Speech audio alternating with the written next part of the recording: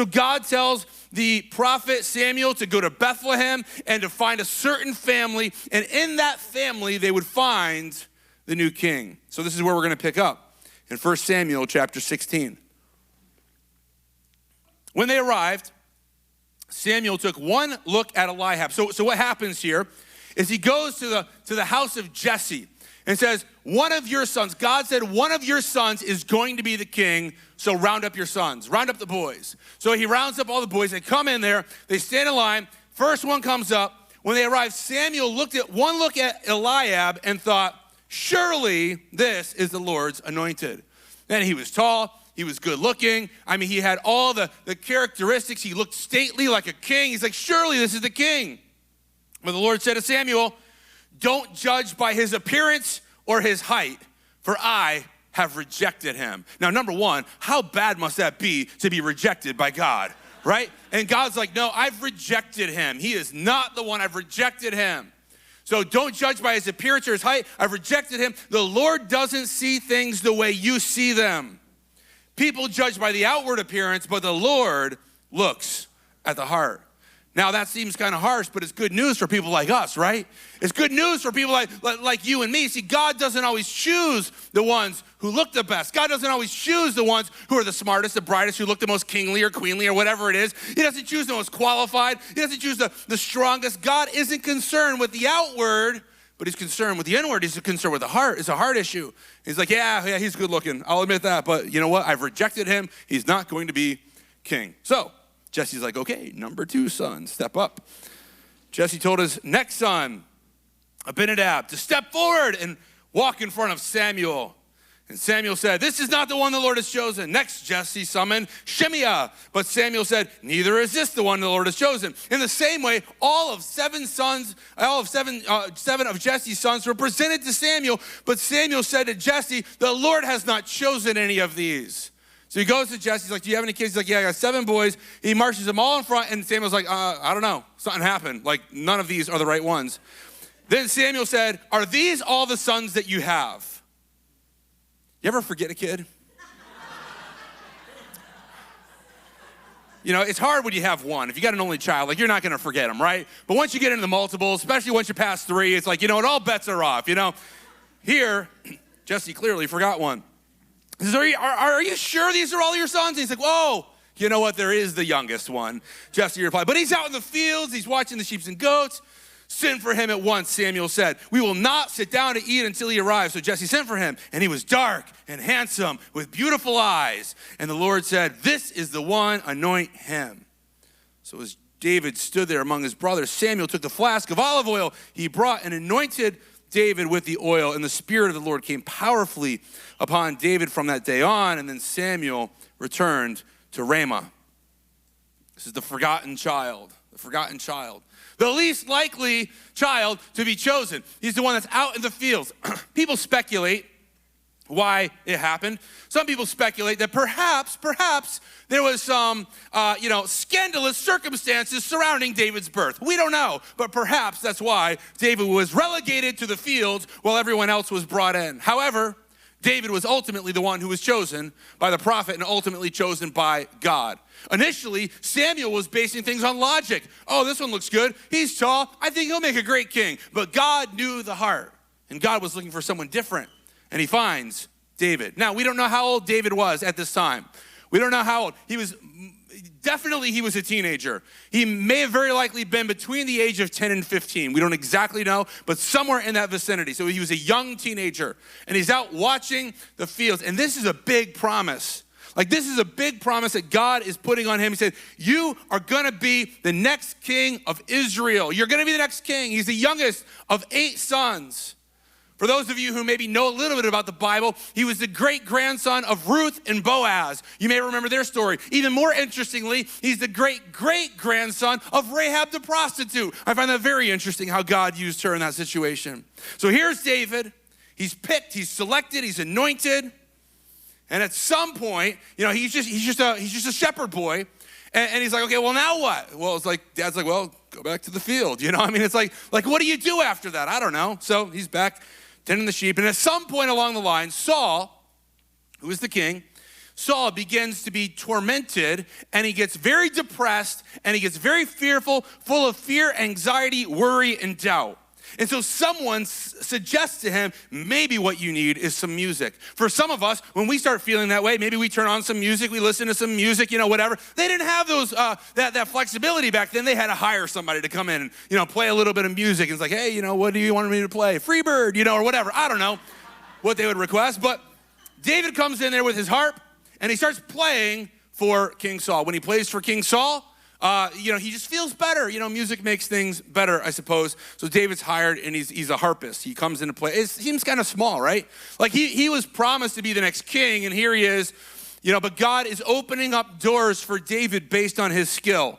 David is a skilled harpist, and so God opens up a door into the king's court. His primary job is very simple. He's got 2 part-time jobs. He's a part-time shepherd for dad, and he's a part-time harpist for King Saul. Whenever King Saul gets depressed, he goes there and starts strumming a little tune. When he's not depressed, he goes back, taking care of dad's sheep. Now, in your notes, being patient in the small things will often lead to being effective in the big things. See, this is hard for us because we want to be effective in the big things, and yet we're not willing to be patient in the small things. See, David could have been like, harp? Like, I'm supposed to be king here. You're supposed to roll out the red carpet for me. You're supposed to put me in a palace. What do you mean I'm going to go there and be a part-time harpist for the king? No, it was a very small role, but he was patient in the small things, and that would lead to being effective in the big things. Sometimes the lowest jobs are the things that help to build character and skill for how God will use you in your life. For myself, for many years, I felt God calling me to do certain things, to speak and to preach and to do things like that. And meanwhile, I was doing things like cleaning, and I was doing things like, graphic design and video editing, and I was teaching kids, and that was fun. And then I was doing other things like budgets and buying insurances, and then I was, leading staff and doing all these things. And I'm like, this isn't what God wants, but God sometimes uses these things to develop the character in you so that you'll be ready for him to use you when the time comes. So David was anointed to be the king, but right now the only thing he's ruling over is a bunch of sheep. Like, that's all he's doing, right? He's just out there, he's just protecting the sheep. A lion comes to attack the sheep, he fights off the lion. Bear comes to attack the sheep, he fights off the bear, does all this stuff. And then his brothers, they go off to war. Well, 3 of them go off to war. They go off to war. They're at war with the Philistine army. The Philistines are there, and he stays home. Like, he's not even old enough to go and fight in this war. And then dad's like, let's bring some goods, some supplies out to the front line. So now David becomes a delivery boy. So now dad loads him up with some bread and some cheese and stuff like that. Says, go take it out to your brothers. Go take it out to the commander. So he goes, and now is delivery boy. He's like, whatever the Uber Eats back then. He brings them the food, drops it off for them. And then he realizes that they're not just in a normal war. It's a war, and there's a giant as the front man. The giant's name is Goliath. If you ever grew up in church, very likely you've heard the story of David and Goliath. He's a giant of a man, and he's a warrior, a very strong fighter. And the challenge is anybody who can come out here in hand-to-hand combat and defeat this giant. Let's just settle it this way. If your warrior wins, then you win the whole war. And if our warrior wins, we win the whole war. The problem is all of King Saul's people, none of them were brave enough to go and fight Goliath. So King Saul, he puts out a reward. Says anybody who wins this, whoever kills Goliath, there's a reward. So David hears of the reward. There was 2 parts of the reward. You'd get to marry the king's daughter, and you would not have to pay taxes for your entire life. Sounds like a pretty good deal. I think David was motivated by the taxes personally. In fact, he goes around to several people. He's like, what's the reward? They're like, well, you get to marry the king's daughter and no taxes. He's like, amen. So David now, some of us are like, yeah, I'll fight a giant, if I don't have to pay taxes for the rest of my life. So now David goes out, and with only a sling that you spin around your head and a couple smooth stones, he goes out there, he fights Goliath. He kills Goliath, and then they go and they win this war against the Philistines. David now is a very important figure, and he advances through the ranks of the army. He becomes a commander, ultimately a commander over 1,000 troops. And he's still not king, though. He's still not the king. But his war success is he's a war hero. And then comes the war songs. The war songs. People start singing about him. And they start singing, Saul has killed thousands, but David has killed 10,000s. Now Saul hears this and gets very angry, very jealous. Wow, they're singing about David killing more than 10 times the amount of people that I've killed. And so Saul is just getting very angry. Now, through all of this, whenever Saul gets anxious, he's still calling in David to play the harp for him. Like he's the commander of a big portion of the army, and he's like, you know what, I'm not feeling good. Come play the harp. And David puts down his sword, goes in, starts strumming, his little songs for him, playing it a little bit for him. And then King Saul snapped on 2 different occasions and hurls a spear at David, tries to kill him in the middle of that. And then the king is like, okay, we got to figure out a way to kill David. So now the king hatches a plan. He's like, you know what? Way back when I promised you that I was going to give you one of my daughters to be your wife. And so he's like, okay, I don't have enough money for a dowry to pay for her. And that's what they did in the culture. They had the dowry you'd have to pay to marry the daughter. And the king's like, I got a plan. Here's what we're going to do. And now the king's like, I'm going to send him out into the front line so he'll get killed. So he says to David, what I want you to do is go into the enemy lines, okay? Go into the enemy lines, and I want you to kill 100 of our enemies, and get this, bring back their foreskins. I'm not making this up. If you don't know what a foreskin is, don't Google it, okay? Says this is what you're going to do. I don't know how you go about doing this, but this was the thing. You're like, wow, are we sure in church here? Yeah, it's in the Bible. Sorry, if this is your first time here, you got to bear with us here for a minute. So David's like, okay, I'll take the mission. So he goes out there. They're killing people. They're cutting off foreskins, whatever. And then they come back. And the thing that's crazy is David is such an overachiever. He doesn't bring back 100. He brings back 200 of them. Now, I just can't help but thinking here. Like who had the job of counting these things? It's like 198, 199, 200. David, I think we're good. Okay, let's bring him to King Saul. King Saul's like, whoa, keep those away from me. Anyhow, yeah, it's horrible, sorry. Where was I? So David, he does this thing, and now they're there, and everybody's like, wow, this is crazy. And now King Saul is just angry because David didn't die in this battle. And so King Saul's like, that's it. I'm just going to take our forces, and we're just going to chase him out of the kingdom. So they chase him out of the kingdom. David is just kind of going around the countryside now. He's still not king, right? He just kind of meets people, and they start following him. So he gets about 600 warriors who start just hanging out with him. They're like, hey, wherever you go, we'll just go. And they're kind of like this security team. They'll go in, they'll provide security for towns or for villages, for things like that. They're just kind of going in, doing these little things like this. And then Saul is just so angry. He's like, we have to wipe David out. We have to kill David. So he sends in 3,000 special forces. These are the elite warriors that King Saul sends in. And so, yeah, David's got an army of 600, but Saul sends in 3,000 people. That's 1 to 5. They have to fight. And these are not just the average warriors. These are the best of the best. And so David goes out there, and then King Saul sends out these 3,000 people. And they chase them, and they're trying to kind of find where David is because they want to kill him. Look what happens here in 1 Samuel 24:3. At the place where the road passes some sheepfolds, Saul went into a cave to relieve himself.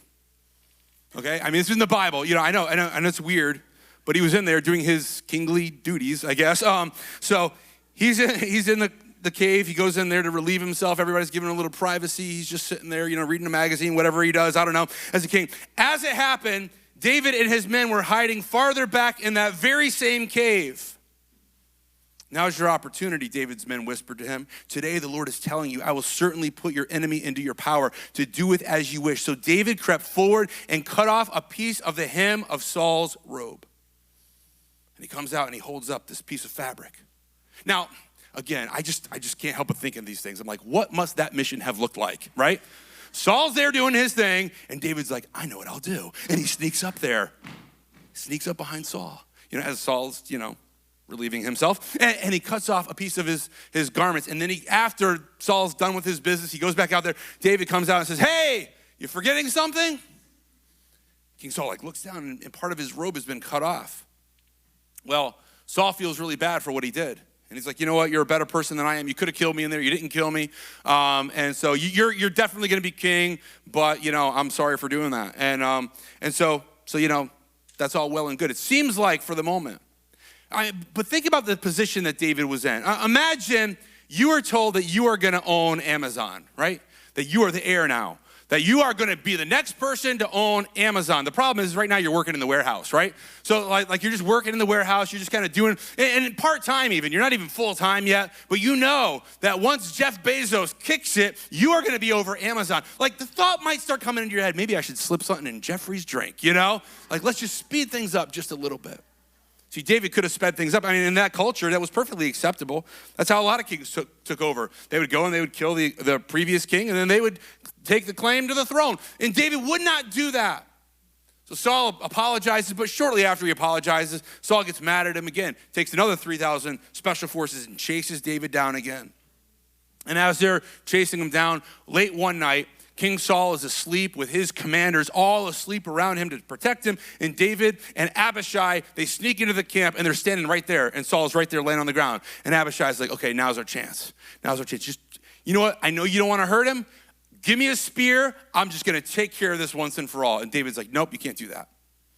So David goes over, he grabs the spear, he grabs the king's water bottle, and then they leave. The next morning, he comes out, waves the spear, says, hey, you forgetting something? I got your spear, I got your water bottle. I could have killed you again, and yet I didn't. See, it's interesting how last week we saw Abraham, and Abraham took matters into his own hands to speed up God's promise. And here we see David having opportunity after opportunity to speed up God's plan, but he doesn't do it because he's patient. He sits back, he's like, yeah, whatever, you want foreskins, I'll bring you foreskins. You want music, I'll bring you music. Like whatever it is, I'm here for you. I'm here for you. You get in a situation where I could take the life of the king, and yeah, it's advantageous for me, but I'm not gonna do it. See, what happens in our own life when the promise doesn't seem to be coming fast enough? Do we take matters into our own hands? I'm just gonna speed things up a little bit. See, here, David is refusing to take matters into his own hands. He's not gonna do it. See, that's patience. That's patience, saying, I'm gonna let God do his thing. In your notes, patience is letting God be God.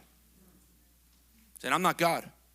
God, I'm gonna let you be God. I'm not gonna take matters into my own hands. I'm not gonna try to speed this up. I'm not gonna try to be something that I'm not. I'm not God. I don't know what's best. I don't know what timeline is best. I can't control the circumstances of my life, so I'm gonna wait for God to move.